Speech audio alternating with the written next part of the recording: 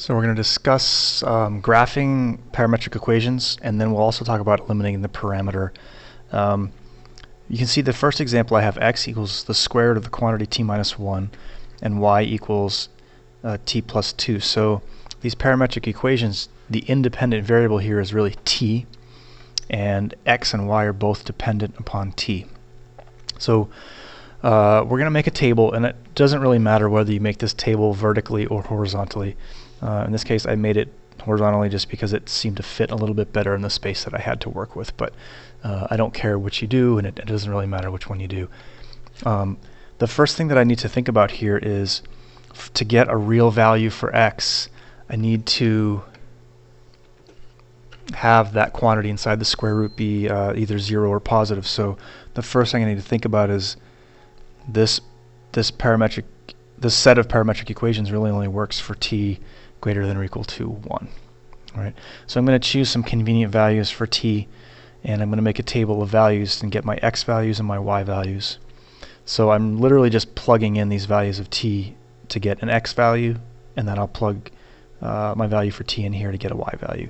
So as I do that, I see that I get 0, I got 1, square root of 1 here, then I'll have root 2, I'll have root 3, and then root 4 gives me a 2. And then for the y, I'm just going to add 1 to my t value. So I'm going to have I'm going to add 2 to my t value because it's t plus 2. So 1 plus 2 is 3, and so on. So I have this table of values, and I can take that table and I can graph that set of parametric equations. So when t is 1, I have the point 0, 3. When t is 2, I have the point 1, 4.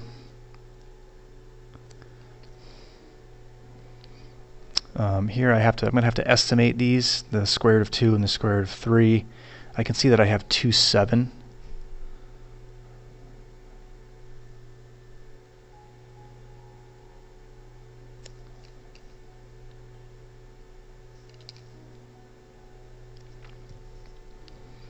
So I have the square root of 2, and the y value is 5. So these are going to be approximately in here. And so I start at t equals 1, and I'm moving in. I want to indicate the direction of movement as well, so I use a little arrow there. So as I start from t equals 1, my curve is moving in that direction, or my particle is moving in that direction as we move. Alright, so there's a graph indicating the direction of travel. And I can also eliminate the parameter here. So I'm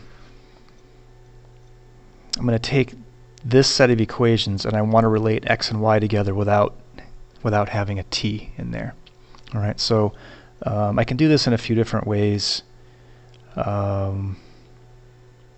It doesn't really matter which one of these I solve for t. I'm going to basically solve for t and then substitute it into the other equation.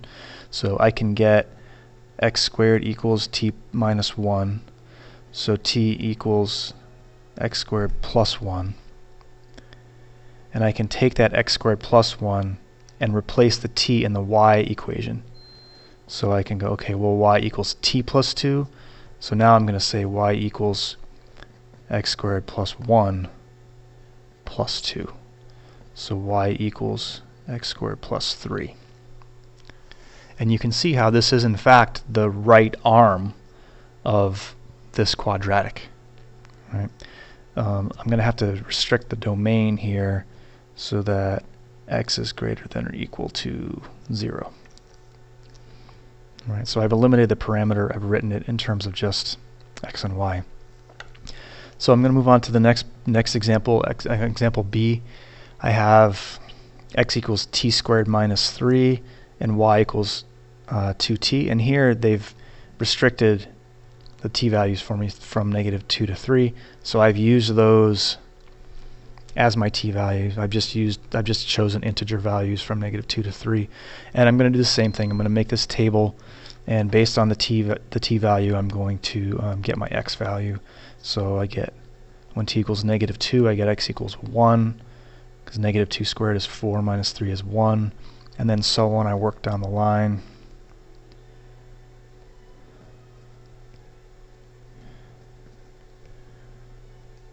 You can see there's some symmetry here because I do have t squared minus 3. Now for the y values, I'm just going to multiply t times 2.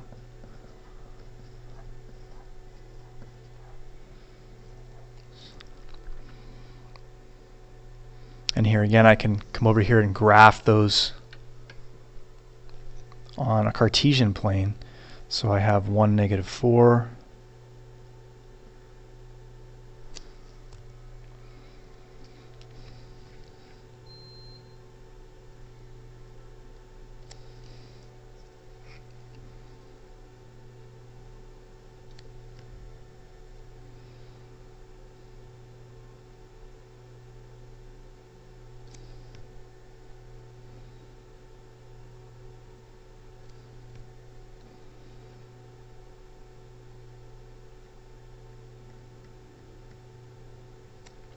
So you can see that I'm starting here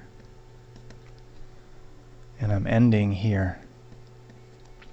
So I'm moving in this direction.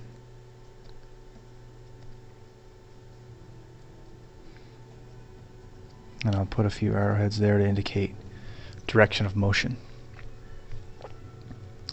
Yet again, I can eliminate t as the parameter, so I can take this one. Looks like it's going to be easier for me to solve for t here, so I get t equals y over 2, and then I substitute y over 2 into this equation here for x. So rather than t squared, now I have y over 2 squared minus 3. So that gives me x equals, let's see, that's going to be 1/4 y squared minus 3.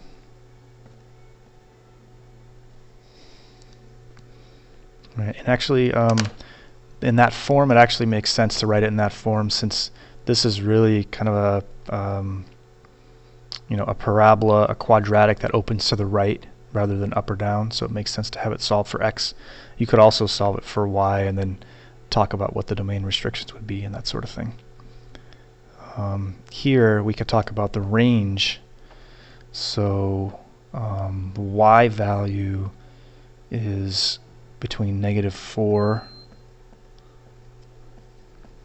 and 6. So here we're restricting the range to just get that part of the graph. All right, and the last one is a little harder. The last one involves some trigonometric functions.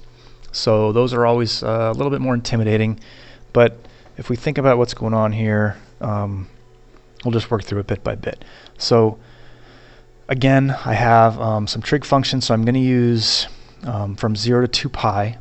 I know that's going to give me a full period of both my sine and the cosine functions. So that should give me a good picture of what I'm looking at. And again, I'm just going to plug these values in. So I'm going to plug in t equals 0.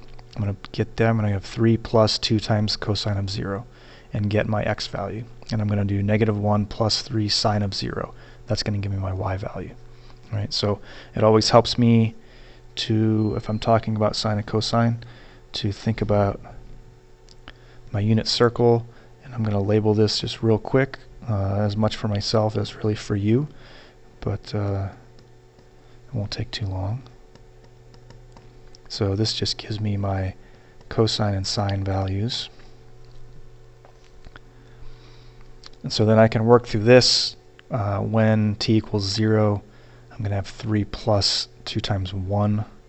So that'll give me 5. When t equals pi over 2, I'm going to get 3 plus 2 times 0. 3. Now I have 3 plus 2 times negative 1. 3 minus 2 is 1, and so on. There we go for our x values. And for our y values, I'm going to do negative 1 plus 3 sine of 0 here. So that's negative 1 plus 3 times 0. Sine of pi over 2 is 1. So I'm going to have negative 1 plus 3 is 2. and then I can fill in the rest of those values in a similar manner. So when I go to graph this one, I have 5, -1 as my first point. Then I have 3, 2.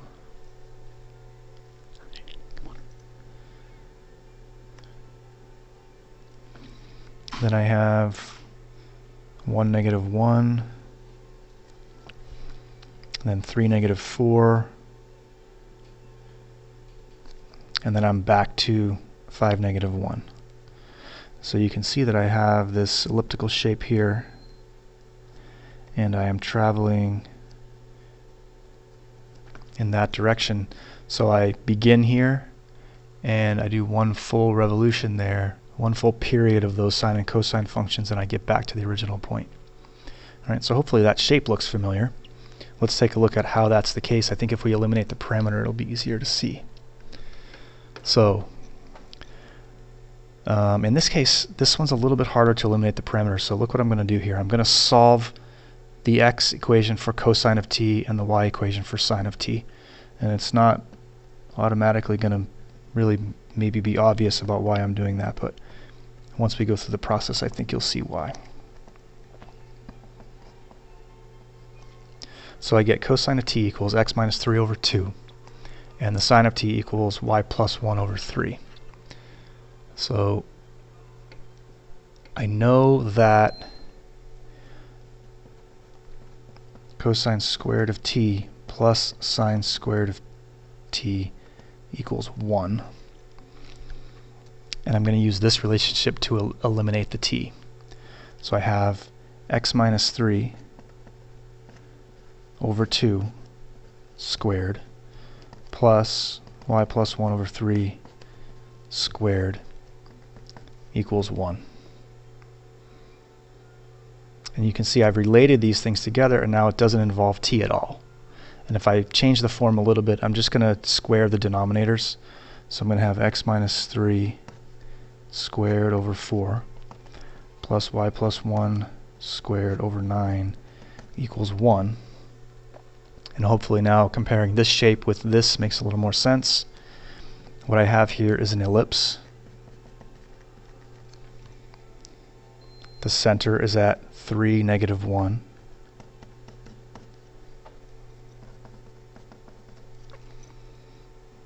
The a value is 3. The major axis is 3.